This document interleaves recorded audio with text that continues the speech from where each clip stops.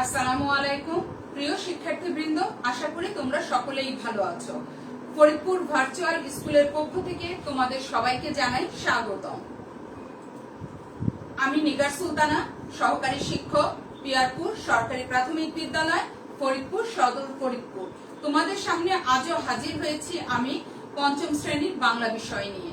আজকে আমরা পঞ্চম শ্রেণীর বাংলার ষষ্ঠ অধ্যায় পাঠ 2 পড়ব। আচ্ছা প্রিয় শিক্ষার্থী বৃন্দরা, গত ক্লাসে যা হয়েছিল আসো তো আমরা একটু মনে করার চেষ্টা করি। বলো তো দেখি, বীরশ্রেষ্ঠ নূর মোহাম্মদের জন্ম কোথায় এবং কবে হয়েছিল? ঠিক বলেছ, 1936 সালের 26শে ফেব্রুয়ারি নড়াইল জেলার মহিষখোলা গ্রামে জন্মগ্রহণ করেন, তাই না? আচ্ছা এবার বলো তো দেখি, বাবা মা মারা যাওয়ার পর বীরশ্রেষ্ঠ নূর মোহাম্মদ কোথায় যোগ দিলেন? ঠিক বলেছ, বাবা মা মারা যাওয়ার পর ইস্ট পাকিস্তান রাইফেলস ইপিআর এ যোগদান করে, তাই না? এবার বলো তো দেখি, নান্নু মিয়া পায়ে গুলি লাগার পর নূর মোহাম্মদ কি করলেন? হ্যাঁ, নূর মোহাম্মদ এক হাতে নান্নু মিয়াকে কাঁধে তুলে নিলেন এবং অন্য হাত দিয়ে কি করলেন? গুলি চালাতে শুরু করলেন, তাই তো? এবার এসো, আমরা তাহলে আজকে কি পড়বো?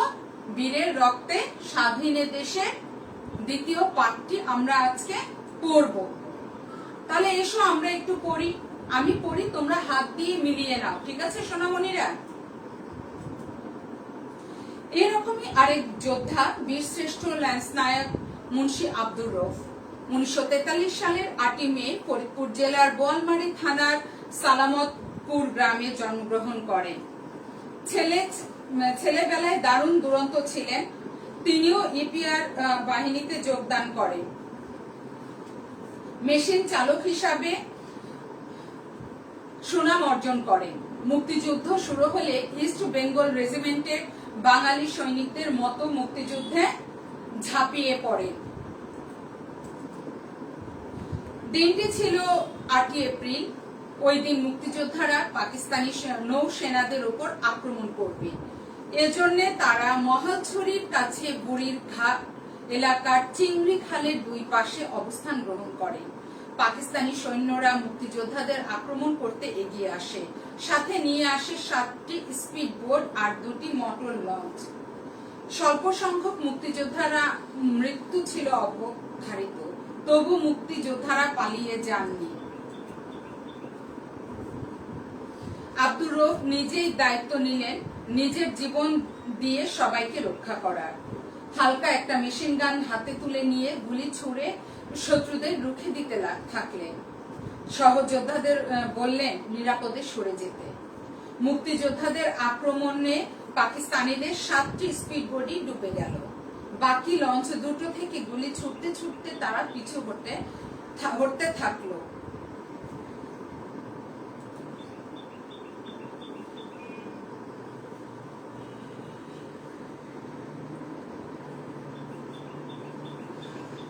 এই সময় এরকম মুহূর্তেই হঠাৎ একটা গোলা এসে পড়লো তার উপর। তিনি শহীদ হলেন। বীরের রক্তস্রোতে রঞ্জিত হলো মাটি। রাঙামাটি জেলার বোর্ড বাজারের কাছে নানিয়ার চরের চিংড়ি খালের কাছাকাছি একটি টিলার উপর সমাহিত হন বীর শ্রেষ্ঠ মুন্সি আব্দুর রউফ। পরবর্তী সময়ে সমাধিকে স্মৃতিস্তম্ভে রূপান্তরিত করে সরকার। তোমরা নিশ্চয় বুঝতে পেরেছো, তাই না সোনামণিরা? এখন তোমরা এই যে আমরা যতটুকু পড়লাম সেটুকু থেকে এই নতুন শব্দগুলো বাছাই করে ফেলো এবং নতুন শব্দগুলো আমরা খাতায় নোট করে ফেলি, ঠিক আছে সোনামণিরা?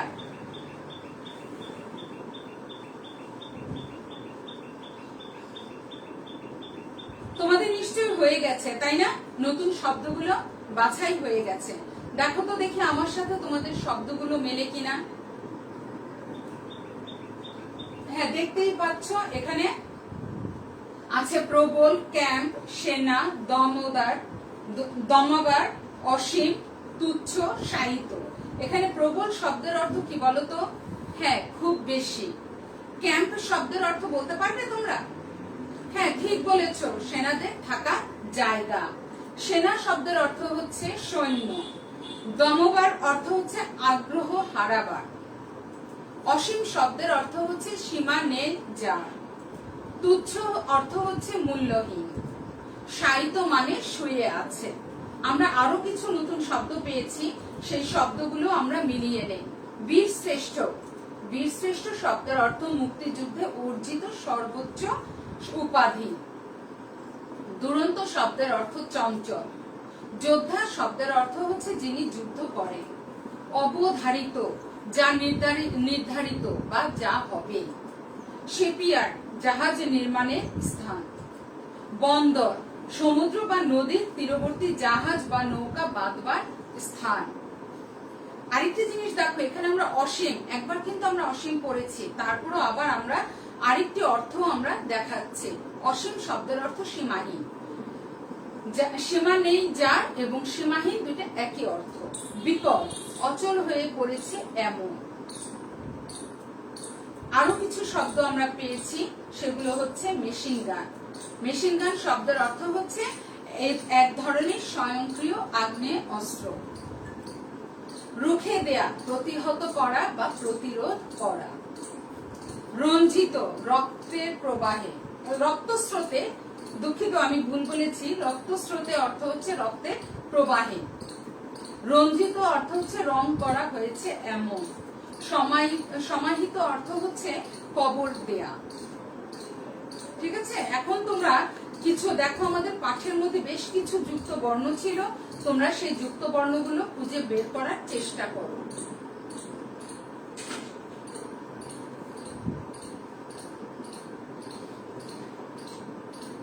যুক্ত বর্ণগুলো তোমাদের অবশ্যই খুঁজে পাওয়া হয়ে গেছে। এখন আমার সাথে একটু মিলিয়ে নাও।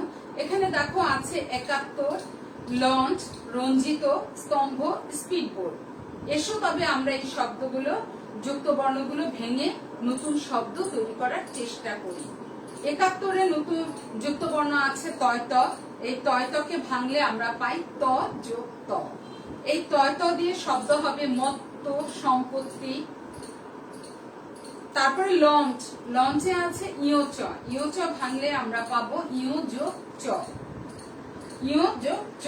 এখানে আছে মঞ্চ, বঞ্চনা।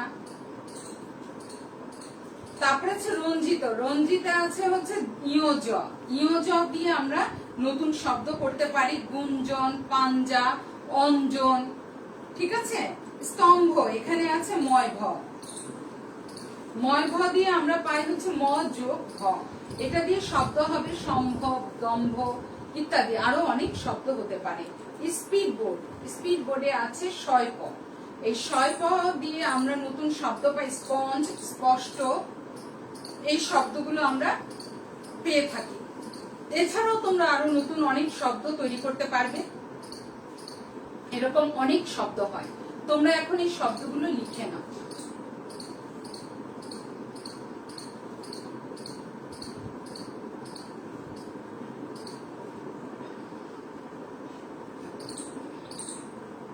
তোমাদের অবশ্যই লেখা হয়ে গেছে, তাই না সোনামণিরা?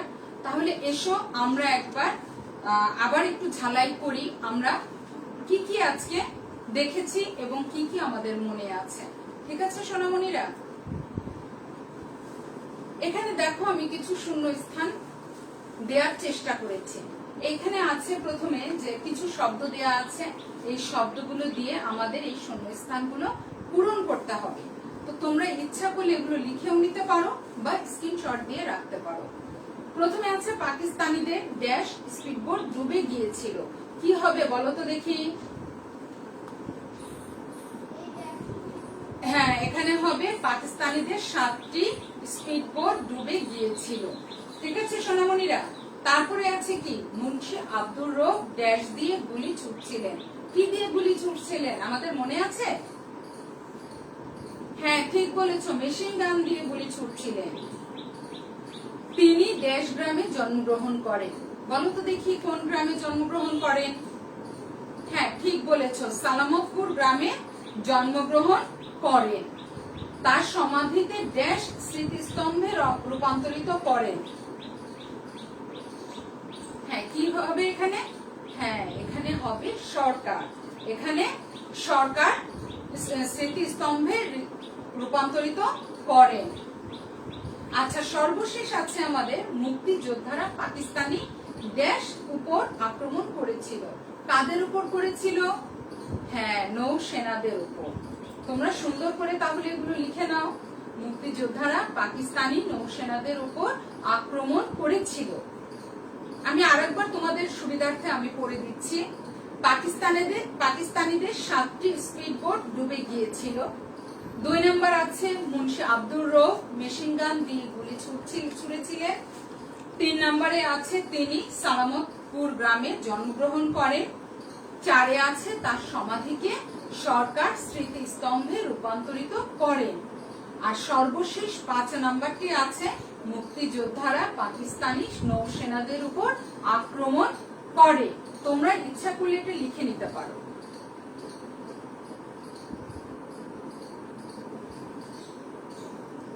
তোমাদের লেখা হয়ে গেছে, তাই না?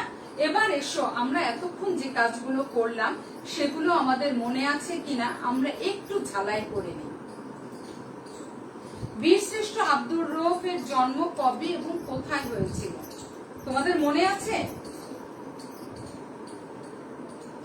হ্যাঁ, তার জন্ম হয়েছিল 1943 সালের 8 মে ফরিদপুর জেলার বোয়ালমারী উপজেলার সালামতপুর গ্রামে।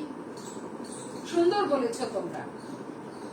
বীরশ্রেষ্ঠ আব্দুর রউফ কিসের জন্য সুনাম অর্জন করেন? হ্যাঁ, বীরশ্রেষ্ঠ আব্দুর রউফ মেশিন চালক হিসাবে সুনাম অর্জন করেন। বীরশ্রেষ্ঠ আব্দুর রউফ মেশিন চালক হিসাবে সুনাম অর্জন করে। এবার বলো তো দেখি আমরা কি কি শিখেছি। হ্যাঁ, এখান থেকে আমরা আব্দুর রউফ সম্পর্কে আমরা আজকে পড়েছি। সেখান থেকে কিছু নতুন শব্দ আমরা বেছে নিয়েছি, সেই শব্দের অর্থগুলো আমরা জেনেছি। আর সাথে আমরা জেনেছি কিছু যুক্ত বর্ণ। সেই যুক্ত বর্ণগুলো দিয়ে আমরা নতুন নতুন শব্দ তৈরি করতে সক্ষম হয়েছি। সাথে আমরা কিছু শূন্যস্থান করেছি এবং কিছু প্রশ্নোত্তরের মাধ্যমে আমরা আজকে বিষয়টি ভালোভাবে আত্মস্থ করার চেষ্টা করেছি। সোনামণিরা, এতক্ষণ আমার সাথে থাকার জন্য তোমাদের সকলকে অসংখ্য ধন্যবাদ। আগামী ক্লাসে তোমাদের সাথে আমার আবার দেখা হবে এই আশা ব্যক্ত করে আজকের মতো এখানেই আমি শেষ করছি। তোমরা সুস্থ থাকবে, সুন্দর থাকবে, ঘর থেকে বের হবে না, স্বাস্থ্যবিধি মেনে চলবে। খোদা হাফেজ।